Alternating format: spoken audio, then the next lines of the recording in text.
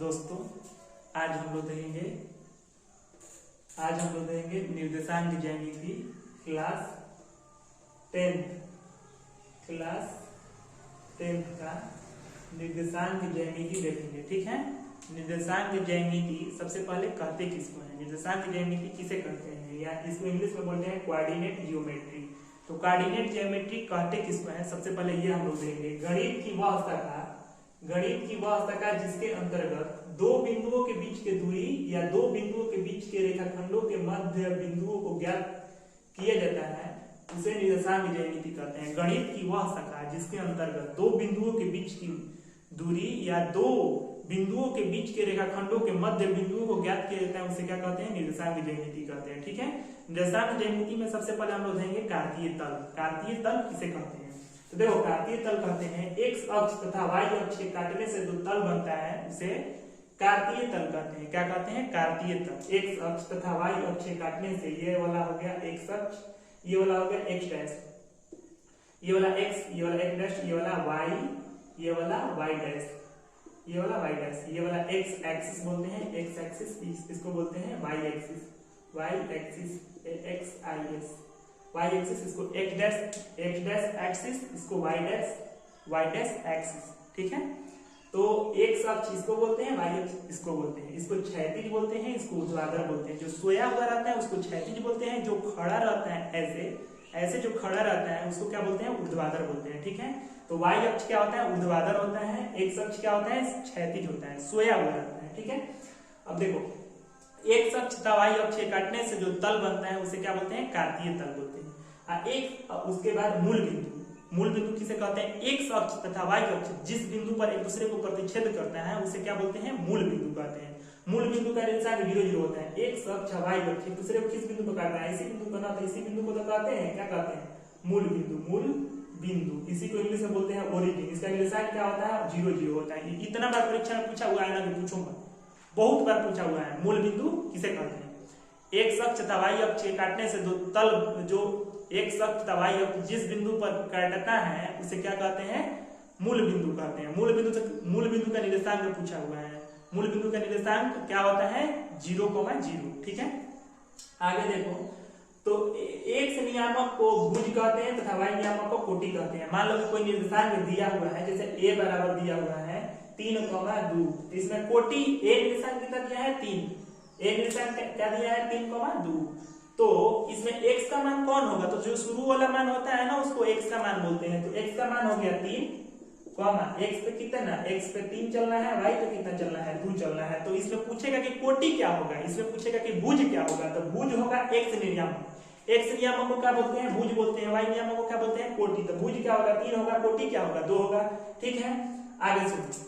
अब मान लो कि हम लोग दो बिंदु दिया हुआ है, मान लो कि a बराबर 3, 2 दिया है, एगो दिया है p बराबर मान लो ना 2, 3 दिया है। तो इसको कैसे दिखाएंगे हम लोग, तो सबसे पहले तो यहाँ पर हम लोग नामाकरण करेंगे। जैसे यहाँ पर क्या हो जाएगा, 0 हो जाएगा, यहाँ पर 1 हो जाएगा, यहाँ पर 2 हो जाएगा, यहाँ पर 3, यहाँ पर 4, ऐसे ही डॉट डॉट करता हुआ चला जाएगा। इधर 1 होगा, इधर 2 होगा, इधर 3 होगा, इधर 4, इधर माइनस में चला जाएगा, -1, -2, -3, डॉट डॉट ऐसे बढ़ता चला जाएगा। नीचे भी माइनस, नीचे भाई क्या होता है, ऋणात्मक होता है, -1, -2, -3, ऐसे करते हुए कहाँ चला जाएगा, नीचे की ओर चला जाएगा। तो हम लोगों को पहले दिया है कि दो बिंदु दिया है, a बराबर कितना, 3, 2 है, एक अक्ष पे कितना चलना है, 3।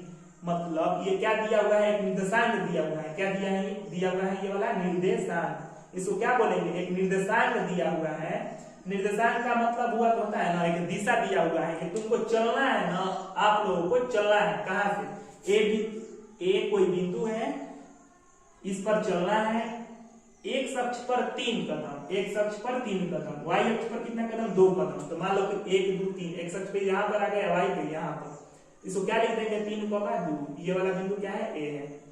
ठीक है, उसके बाद p एक बिंदु दिया गया है जिसपे एक्स पे कितना चलना है, 2 चलना है, वाई पे कितना चलना है, 3। तो एक्स पे यहाँ पर 2 आ गया, वाई पे कहाँ पर, यहाँ पर 3। इसको क्या लिख देंगे, 2, 3। ये वाला बिंदु क्या हो गया, p हो गया। तो इनके बीच के ना दूरी पूछेगा, तो दूरी ज्ञात करो। तो बीच के दूरी ना यही तो होगा। इनके बीच के दूरी ज्ञात करने का एक फार्मूला होता है। क्या फार्मूला होता है, देखो अभी बता रहा हूँ। फार्मूला ये होता है ना, देखना क्या फार्मूला होता है। फार्मूला होता है मान लो कि तुमको दो निर्देशांक दिया गया है, मान लो कि a बराबर दिया है x1 y1, x1 y1, b बराबर दिया हुआ है x2 y2। तो AB के बीच के दूरी, AB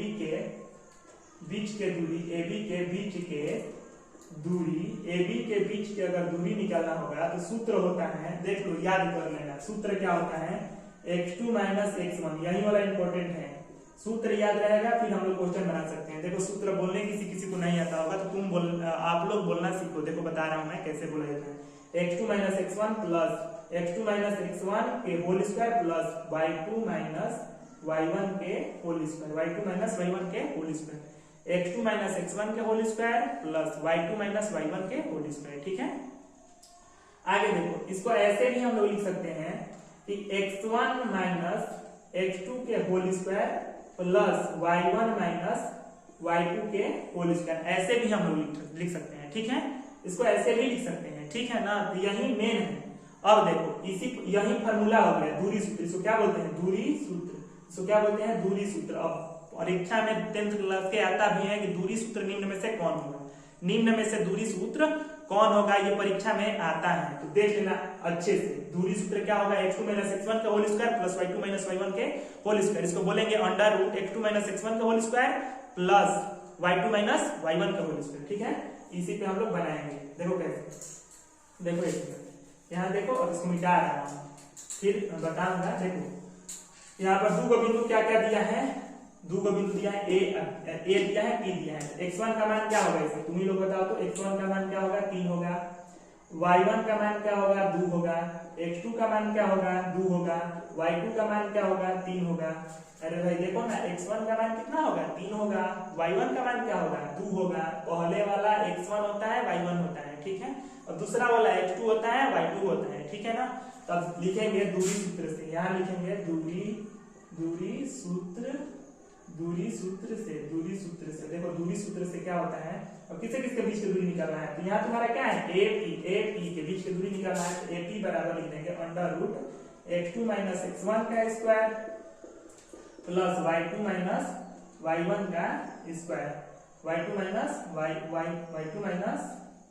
x2 माइनस x1 का स्क्वायर, y2 माइनस y1 का स्क्वायर। ठीक है, चलो आगे देखो, तो बताओ तो तुम लोग, अब बताओ तो x2 का मान कितना है, तो 2 है, माइनस x1 का मान कितना है, तो 3 है, इतना का क्या हो जाएगा होल स्क्वायर, प्लस y2 का मान कितना है, तो कहोगे 3 है, तो 3 लिख दो, y1 का मान कितना है, तो 2 है, तो इतना का स्क्वायर। अब देखो तो इधर 2 में से 3 घटेगा तो कितना बचेगा, -1 बचेगा, तो -1 का स्क्वायर हो जाएगा, प्लस 3 में से 2 घटेगा तो 1 बचेगा, 1 का स्क्वायर, 1 का स्क्वायर माइनस 1 का स्क्वायर, दोनों चीज के पावर 2 2 बार गुना -1 गुने -1, तो माइनस गुना माइनस तो प्लस बन जाएगा, 1 1 में गुना होगा 1 होगा, तो यहाँ पर क्या आ जाएगा 1 आ जाएगा, प्लस 1 का स्क्वायर करेंगे तो 2 बार गुना 1 गुने 1 कितना होगा 1 होगा, तो 1 लिख देंगे। अब 1 1 मिलके कितना 2 हो जाएगा, 2 का वर्गमूल होता है नहीं होता है, तो AB के बीच की दूरी कितना आ जाएगा √2, AP के बीच की दूरी कितना आ जाएगा √2 इकाई, कितना आ जाएगा √2 इकाई। ऐसे ही हम लोग प्रश्नावली 7.1 एक्सरसाइज 7.1 इसी फार्मूला पे हम लोग बनाएंगे, दूरी सूत्र पे, ये वाला फार्मूला पे। ठीक है, चलो अच्छा है।